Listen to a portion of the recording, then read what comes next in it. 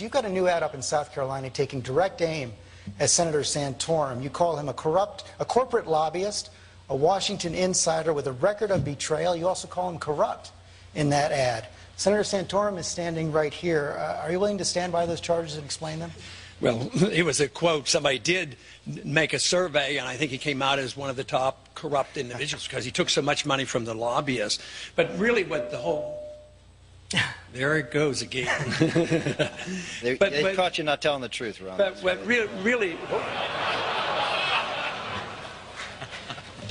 really counts is his record. I mean, he's a big government, big spending individual because, you know, he preached the fact that he wanted a balanced budget amendment but voted to raise the debt to 5 times. So he is a big government person.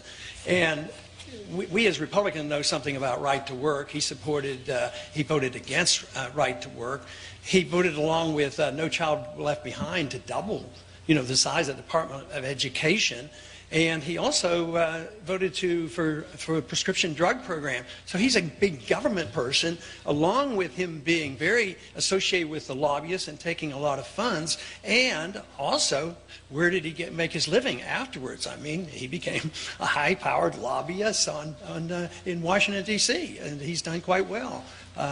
We checked out Newt on his income. I think we ought to find out how much money he's made from the lobbyists as well. I believe Congress should designate how the money should be spent. I agree with that. But the big difference between the way I voted and the senator voted is I always voted against the spending. I voted against all the spending. There's only been a couple appropriations bills I voted for in the past, 26 years I've been in Washington. So you're a big spender. That's all there is to it. You're a big government conservative.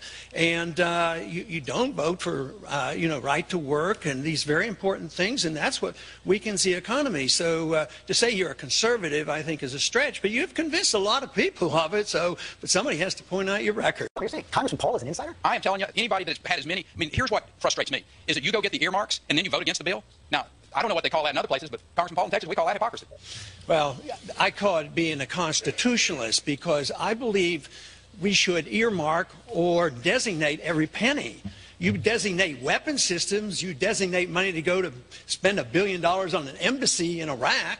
That's an earmark too. I say that Congress has more responsibility. But this thing, back to Senator Santorum, you know, he ducks behind this. He's for this balanced budget amendment, but voted 5 times to increase the national debt by trillions of dollars. This is what the whole Tea Party movement is about. Quit. I mean, government's practically stopped at over increasing the national debt. You did it 5 times. So what's your excuse for that? That's trillions of dollars. You kept this thing going. You didn't do very much to slow it up when you had a chance. Recently, Dr. Paul referred to you as a chicken hawk because you didn't serve. Congressman Paul, would you say that again? Would you use that phrase again?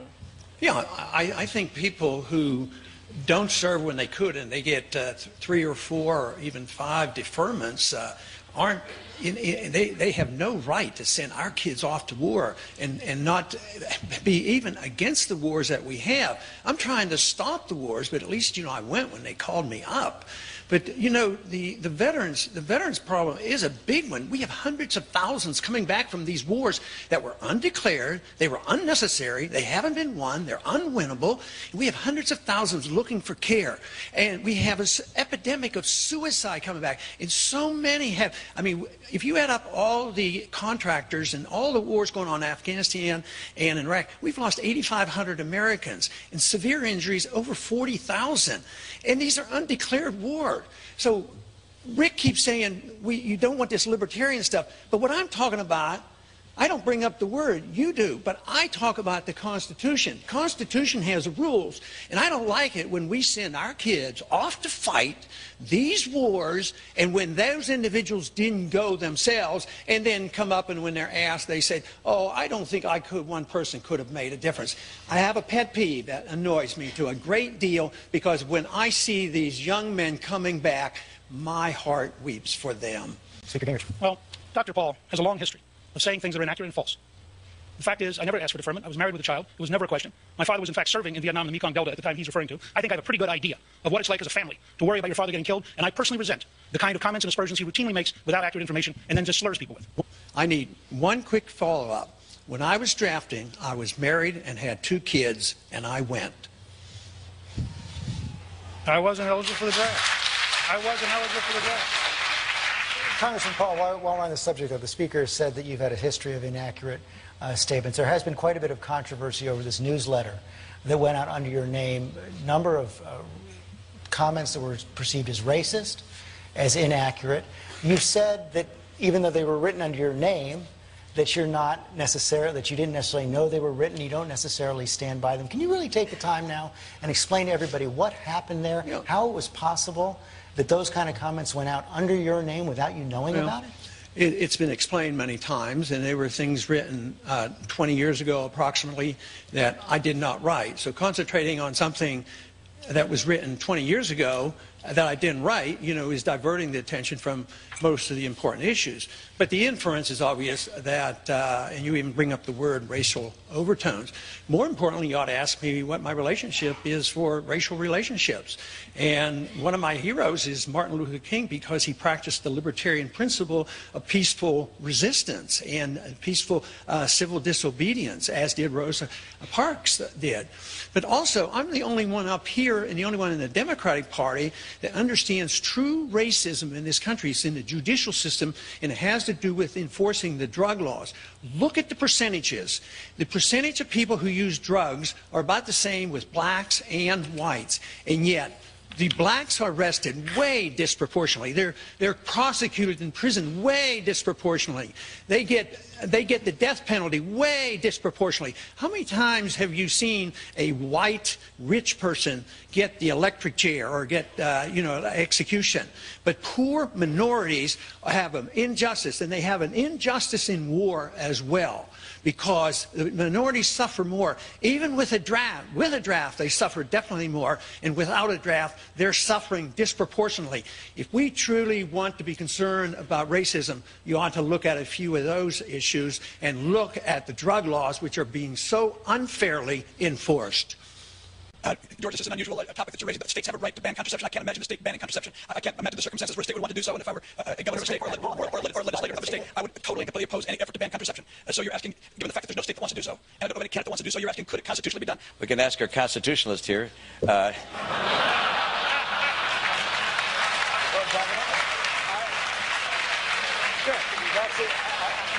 sure Congressman Paul. Okay, come on back. Asking you, do you believe that states have that right or not?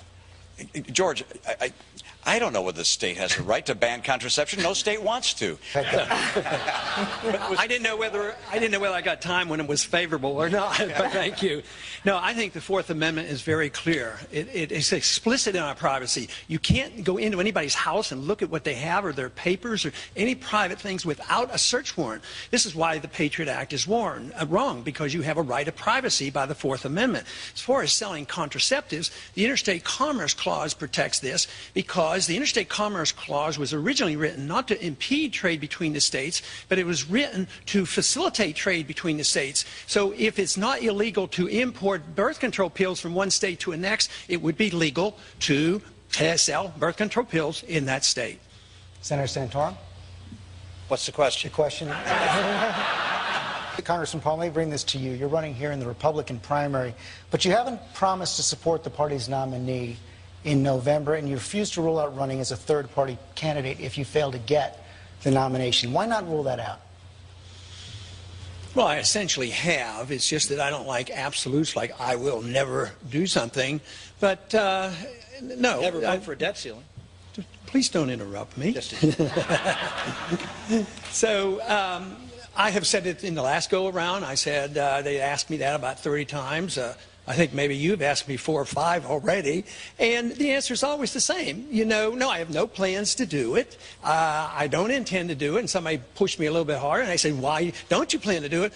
I said, I don't want to. So I have no intention, but I don't know why a person can't reserve a judgment and see how things turn out. In many ways, I see the other candidates as very honorable people, but I sometimes disagree with their approach to government, and I'd like to see some changes. I want to see changes where they're talking about a little bit of a difference in foreign policy, an interest in the Federal Reserve, a change in the monetary policy.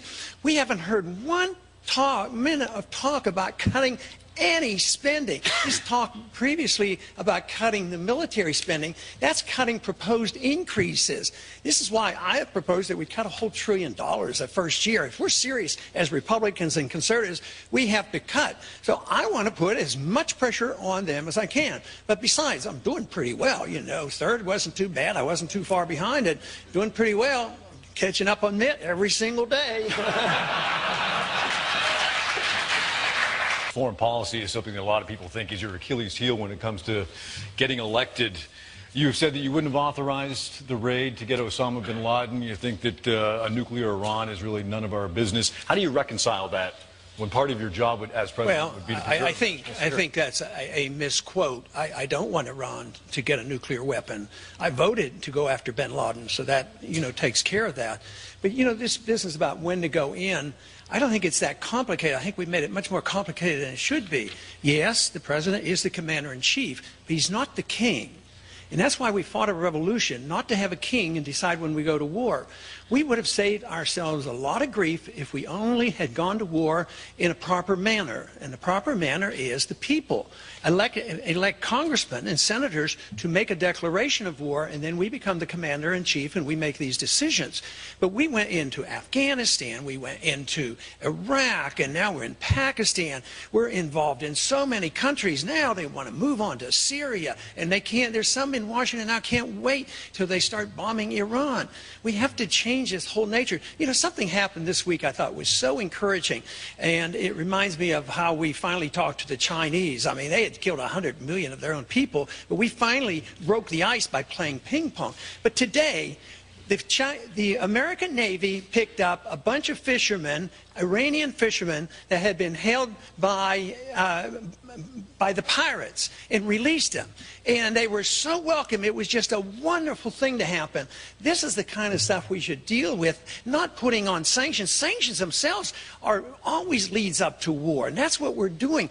Eastern Europe is going to be destabilized if they don't have this oil, and this just pushes Iran right into the hands of the Chinese. So our policy may be well-intended, but it has a lot of downside, a lot of unintended consequences, and unfortunately blowback. And Congressman Paul, we hear over and over again people are hoping for a great vision for America once again, America on the move once again.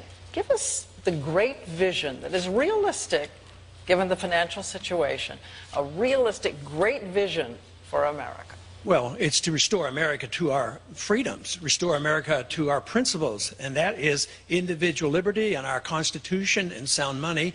And in doing that, you have to understand economics. You can't solve any of this economic crisis unless you know where the business cycle comes from and why you have bubbles and why they break. You have to understand that we've had a financial bubble that's been going on for 40 years. It's collapsing. Nobody quite recognizes it, but we're in the midst of a real big correction. And the only way you can get back to growth is you have to liquidate the debt. But instead of liquidating debt, what we have done is the people who build up the debt on Wall Street and the banks, we've had the American taxpayer bail them out.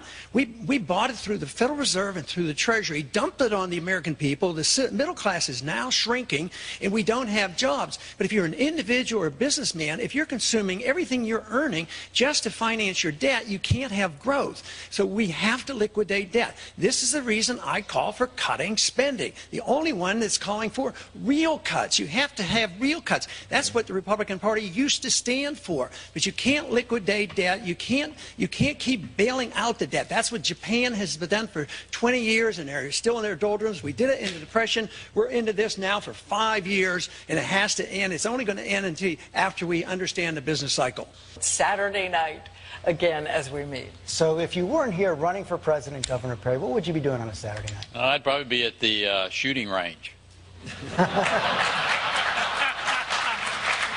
Instead of being shot at. Yeah. Speaker Gingrich? I'd be watching the college championship basketball game. Football game. I mean, football game. Okay. I'd be doing the same thing with my family. We'd be huddled around and we'd be watching the championship game. Afraid it's football. I love it. Yeah. I'd be home with my family, but if they all went to bed, I'd probably read an economic textbook.